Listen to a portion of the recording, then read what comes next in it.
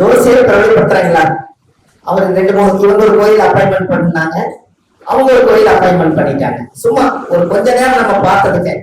அப்போ நம்ம உலகம் பூரா ஜோதிடத்துல வந்து சூரிய பிரசனத்துல ஆதினமா ஒரு காலத்தை நம்ம வச்சிருந்தோம் பாருங்க. ஆதினம் சூரிய பிரசனத்துக்குன்னு ஒரு ஆதினம் உருவாக்கிடுவாங்க. ஏன் அப்படின்னா அந்த ஆதினம்னு ஒரு குழு நம்ம சேர்ந்து சோழி படிச்சவங்க எல்லாம் ஒரு குரூப் ஆயிட்டா எந்தெந்த ஊர்ல கோயில் பிரசனம் நடக்குதோ அதுக்கு நாம தான் வழங்குறது இல்லைங்க. அதுக்கு உண்டான பாடத்தை பிடிச்சி அவங்க எல்லாம் ரெடி பண்ணுங்க. அவங்க போய் அந்த கோயிலை சரி பண்றது ஆதினத்தை கிடைச்சோம்னாலே நீங்க போய் செஞ்சு வரலாம்ல.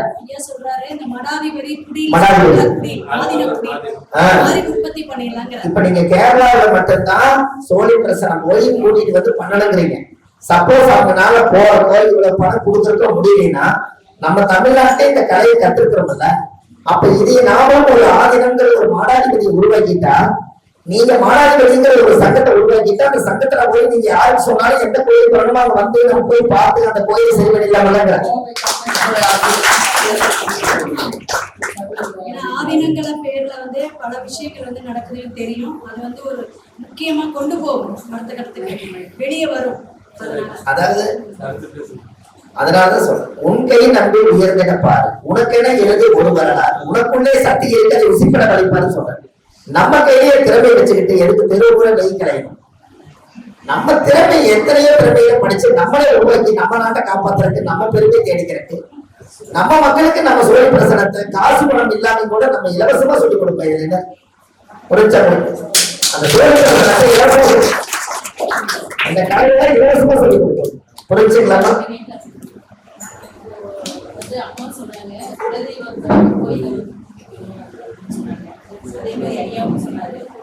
நாங்க பாத்தீங்கன்னா என்னுடைய பிறந்த வீட்டு குலதெய்வம் கோயிலு, புகுந்த வீட்டு குலதெய்வம் கோயிலு 2 கோயிலுக்குமே கும்பாபிஷேகம் பண்ணோம். கும்பாபிஷேகம் புதுசா கோபுரம் கட்டி கும்பாபிஷேகம் பண்ணோம். அந்த கும்பாபிஷேக செலவுல எங்களால முடிஞ்சது பொருள் வாங்கி கொடுக்கறது, நமக்கு ரத்தனங்களை வாங்கி கொடுக்கறது. அப்புறமேல வந்து பாத்தீங்கன்னா எங்க ஹஸ்பண்ட் வீட்டு குலதெய்வம் கோயிலுக்கு வந்து பாத்தீங்கன்னா அந்த தீபாவளி காட்டுற செட் எல்லாம் வாங்கி கொடுக்கறது, மணி வாங்கி கொடுத்து நிறைய பொருட்களும் வாங்கி கொடுக்குறோம். மாசம் மாசம் அமாவாசை கோயிலுக்கு இந்த மாதிரி எல்லா இதுக்குமே போறோம். ஆனா ஏன் வந்து எனக்கு அந்த குலதெய்வம் அப்படி இருக்குதா இல்லையா தெரியும். இப்ப தெரியும் சார்.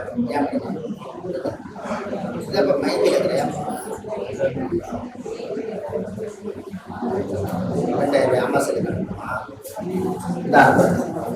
அதாவது இப்ப நீங்க அம்மா இங்க பாருங்க, குலதெய்வ அருள் இருக்குதா இல்லையா கேக்குறாங்க. நீங்க எந்த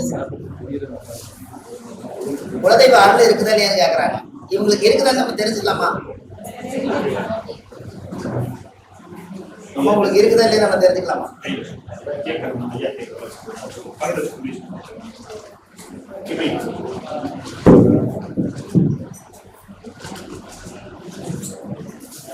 அம்மா இவங்களுக்கு குலதெய்வ அருள் இருக்குதா இல்லையாங்கிறது தெரியுது. அம்மா 108 நம்பர் சொல்லுங்க. உங்க நட்சத்திரம் சொல்லுங்க. உங்க என்ன லக்னம் நீங்க? கடக லக்னம். இப்ப நீங்க சொன்னது எவ்வளவுங்க? இப்ப இவங்க சொன்னதுல குலதெய்வ அருள் இருக்குதா இல்லையாங்கிற உங்களால சொல்ல முடியுமா? அவங்க பரணி நட்சத்திரம் சொன்னாங்க, அப்புறம் மேசராசி சொன்னீங்க, அப்புறம் 61 நம்பர் சொல்லியிருக்காங்க 108க்குள்ள. இப்ப இவங்க குலதெய்வ அருள் இருக்குதா இல்லையான்னு சொல்லுங்களேன்.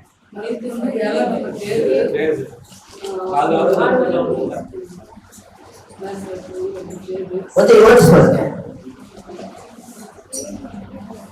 குலதெய்வ அருள் இருக்குதா இல்லையா மட்டும் சொல்லுங்க. கடக லக்னம் அவங்க.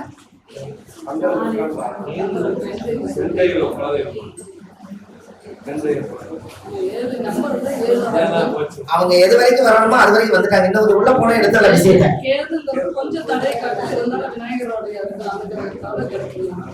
சரி, இப்போ ஒரு விஷயம் சொல்றேன் கேளுங்க. இவங்க குலதெய்வ அனுகிரகம் இருக்கு, ஆனா சாமியை கட்டி போட்ட மாதிரி இருக்குது. வீட்டு வாசலுக்குள்ள உள்ள வரல. ஆனா எல்லா புண்ணியமும் அவங்க செஞ்சு வச்சுட்டாங்க. சாமி எதை கட்டி போட்டாங்க, புரியுதுங்களா? அந்த கட்டி போடுறதுனால இவங்க கோயில்ல அனுகிரகம் இவங்களுக்கு இருக்குது, உடம்புக்குள்ள பாஸ் ஆகல. அது காரணம் என்னன்னா, குலதெய்வ அனுகிரகம் இருக்குதுன்னு சொல்றதுக்கு 108க்குள்ள ஒரு நம்பர் கேட்டேன். அவங்க என்ன சொல்றாங்கன்னா 61 சொன்னாங்க. 61ன்னா 6 1 எவ்வளவு சொன்னீங்க? சரி, கடக லக்னத்துக்கு 5ஆம் இடம் குலதெய்வத்துக்கு என்ன தெய்வம் வருது? செவ்வாய். செவ்வாயோட கடவுள் என்ன? முருகன். அப்ப செவ்வாய் எத்தனை வருஷம்? அப்ப 7 வருஷம் கரெக்டா வந்துருச்சு. அங்கேயே ராகு 7 உச்சமா இருக்கிறதுனால தடை மட்டும் தான் இருக்குது.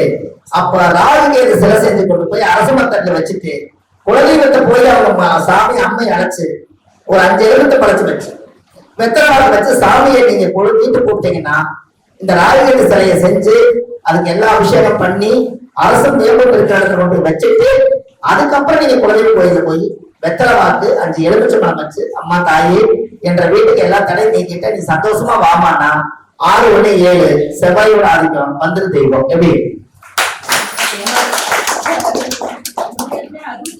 ஒரு 108 சொல்ல சொன்னீங்க. டக்குன்னு எனக்கு வந்ததும் சொல்லிட்டேன், யோசிச்சுலாம் சொல்லல.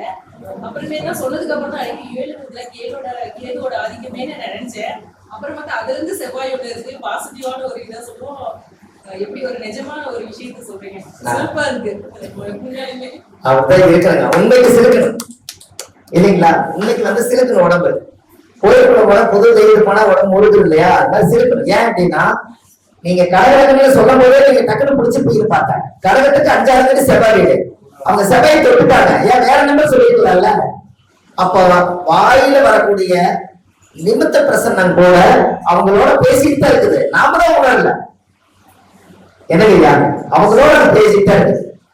அப்போ ஒவ்வொரு தெய்வங்களும் அவங்களுக்கு சாதகமா இருக்கு. அப்ப அது ஏன் வந்து அந்த கேதுவா வந்ததுனால நான் ஏன் சொன்னேன், யாரோ முன்னோர்கள் பாம்படிச்சு கொண்டிருக்காங்க. அந்த பாம்பு அடிச்சு கொண்டதுனால அது சாபம் இருக்குது. என்னை இவ்வளவு தூரம் அடிச்சு கொள்றீங்க, நான் உனக்கு என்ன பாவம் செஞ்சேன்? போகின்ற குலத்துக்கே நான் வம்ச விருத்தி பண்ண மாட்டேங்குது. அப்ப வம்சம்னா 5ஆம் பாவம். அப்ப ராகுகேது சிலையை கருங்கல்ல உருவாக்கி அதை வீட்டுல ஒரு 3 நாள் அவதானித்தர ஊற வச்சு அதை எடுத்து பால் பன்னீர் தேனி இளநீ மஞ்சள் நீர்லாம் ஊற்றி அபிஷேகம் பண்ணி அரசு தேர்தல் இருக்கிற கோயிலை கொண்டு போய் வச்சுட்டோம்னா அதை குழந்தை இல்லாதவங்க ராகுக்கு சேர்க்கிறவங்க எல்லாம் சுத்தி கும்பிடுவாங்க. அப்ப அது யாரு உருவாக்கி வச்சாங்களோ அவங்களுக்கு அந்த பலன் போகும்போது இவர்களுடைய வரம் கிடைச்சிரும் அல்லவா? அதான் பாயிண்ட். ரொம்ப சந்தோஷமா இருக்குமா? இப்ப புரியுதுங்களா? ஒவ்வொருத்தரையும் ஜோதிட தலையை செய்ய முடியுமா? எனக்கு அள்ளி கொடுக்காட்டி சொல்லி கொடுத்துருக்காங்க. நம்ம கிட்ட அள்ளி கொடுக்கிறதுக்கு அவ்வளவு சப்ஜெக்ட் சொல்லி கொடுக்கறது என்னமா தப்பு? அதனாலதான் வகுப்பே வந்து அம்மாவை எடுக்க சொல்றது. அவங்களுடைய நிறைய செலவு இருக்கிறதுனால நீங்க அதை வச்சு பண்ணுங்கம்மா. ஆனா நான் என்னோட நோக்கம் பணம் காசு வேண்டாம். நான் 1330 பரிகாரம் நடத்த வரைக்கும் ஆல்ரெடி நான் காசு வாங்க மாட்டேன். இப்ப எத்தனை பரிகாரம் ஆயிருக்குங்க? 5 கிளாஸ்க்கு 525 எவ்வளவு வந்துட்டோம்? ரைட். ஆண்ட முன்னேற்ற 1330 வர வரைக்கும் பணநோக்கம் இல்லாம மனநோக்கம் இருக்கணும்னு சொல்றேன்.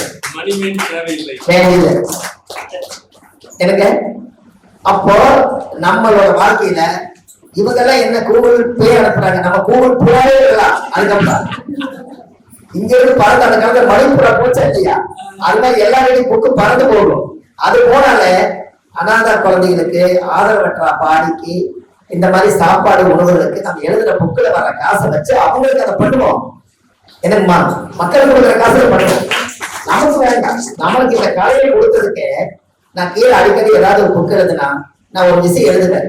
கடவுள் கட்டு நம்ம ஒரு நல்ல துணிமணி ஒரு ஏதோ பண்ணியிருக்கோம்னு வச்சுக்கோங்களேன். நம்மளால எல்லா ஆண்டு முனையத்துல ஏதாவது 3 நேரம் சாப்பாடு கிடைக்குது. 4 பேர் நம்மளை கையெழுத்து கும்பிடுறாங்க. காலில் நடந்து போடுறதுக்கு பதிலாக காரில் போறோம். ஒண்ணுமே கையில காலில் இல்லைங்கிறதுக்காக தங்கத்தை போடுறோம். இந்த ஆண்டவன் கை கால ஊனம் இல்லாம ஆண்டவன் வச்சிருக்கான். இதுக்கெல்லாம் சேர்த்து ஒரே வரியில எழுதினேன்.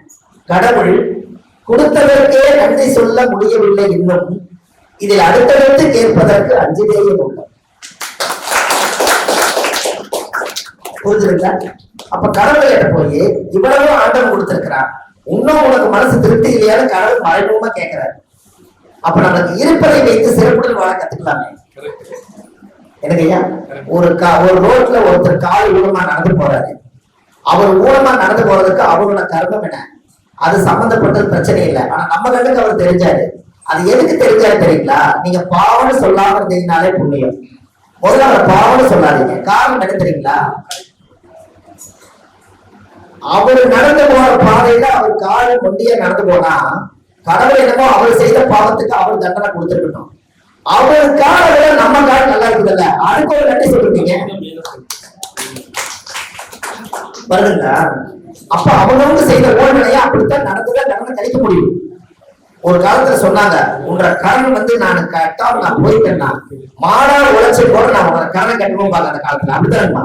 அப்ப மாடு என்ன படுத்துறீங்களா, இவர் வேணும்னே போய் மாடு கடன் வாங்குறதே ஒரு பிரச்சனை. அந்த மாடு போய் கடன் வாங்கிட்டு வருவாங்க, மாடை போய் ஆயிட்டு வருவாங்க.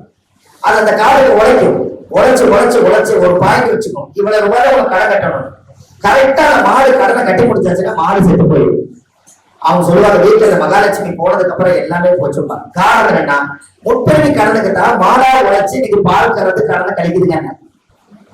நாம் செய்த பாவத்துக்கு அடுத்த மாடா பிறந்தா கூட அவங்க வீட்டுல நம்ம உழைச்சு பால் ஒரு லிட்டரி விளவு அதை விளவு கணக்கு போட்டு நாம கொடுத்த கடனை தான் அந்த கடன் அடைஞ்சு எல்லாம் முடிஞ்சிருச்சுன்னா மாடுக்கு ஒரு நோய் வரும், அதை காப்பாற்ற முடியாது, கடைசியில மாடு இறந்துடும். இவருக்கு கடன் முடிஞ்சிருச்சுன்னா மாடு இறந்தது அவருக்கு தெரியாது. எப்படி? அப்ப நாம செய்த பாவத்தை நாம தானே அனுபவிக்கணும், அது செய்யாவே விட்ட வேண்டியதானே. அதுக்காகத்தான் இந்த ஜோதிட கலைக்கெல்லாம் அதிகமா கூலி வாங்காம மக்களுக்கு வந்து கொஞ்சம் இருக்கிற கலையை, உண்மையான கலையை உலகத்துக்கு பிரபஞ்சத்துக்கு கொடுக்குறோம், மக்களுக்கு கொடுக்குறோம். அடுத்த தலைமுறைக்கு வருகிறேன். எனவே அடுத்த தலைமுறைக்கு வரட்டுங்கிறதுக்காகத்தான் ஒரு சங்கல்பி எடுத்தேன். நீங்க இங்க இருக்கிறவங்க உங்களுக்கு தெரியாதெல்லாம் ஒண்ணு இல்லை, அவங்கவுங்க ஒரு ஊர்ல இருந்து வந்திருப்பீங்க. நீங்க எங்க வேணாலும் ஒரு 50 பேருக்கு வச்சு ஆதிகால பரிகாரம் ஒரு மீட்டிங் போடுங்க, நான் வந்து ஒரு இலவசமா நடத்தி கொடுக்குறேன். இது ஒரு 50 பரிகாரம் கிடைக்குமா? ஒரு 50 பரிகாரம் கிடைக்கும், அங்க 300 மாறிடும். இப்படியே 1330 பரிகாரம் வந்தாச்சுன்னா நீங்க எல்லாம் சேர்ந்து நடத்திய ஒரு புக்கு தான் அது. அது பொக்கிஷம். என்னுடைய வாழ்க்கையில இந்த மாதிரி ஒரு கலையை ஒருத்தர் வந்து அவருக்கு தெரிஞ்ச விஷயங்கள் எல்லாம் எங்களுக்கு ஊட்டி விட்டு போனாரு. இன்னைக்கு அதுவும் இந்த உலகத்துக்கு உதவியா இருக்குதுன்னு சொன்னாலே அதுவே ஓடி முடியும். கருதுக்கலாமா? அதனாலதான் ஆதிகால பரிகாரம்ங்கிற விஷயமே நீங்க எடுத்து நல்ல விதமா பண்ணுங்க. இந்த முன்னோர்களுக்கு நீங்க தெரிய கொடுக்குறீங்கல்ல, எருக்கலான இலை இருக்கலாமா, அதுல தயிர் சாதம் வச்சு 7 இலையில தயிர் சாதம் வச்சு ரத சப்தமி அன்னைக்கு தை மாசத்துல எனக்கு தை மாசத்துல ரத சப்தமி அன்னைக்கு கொடுத்தீங்கன்னா கைலாயத்துக்கு போயிட்டு வந்து சமம். உங்களுக்கு புரிஞ்சுதா? எனக்கு எருக்கல இலையில, நல்லா கேளுங்க சார் ஒரு நிமிஷம், எருக்கல இலையில தயிர் சாதம் வச்சு எச்சி பண்ணாம செய்யணும். நீங்க எச்சி பண்ணி உப்பு பார்க்க கூடாது.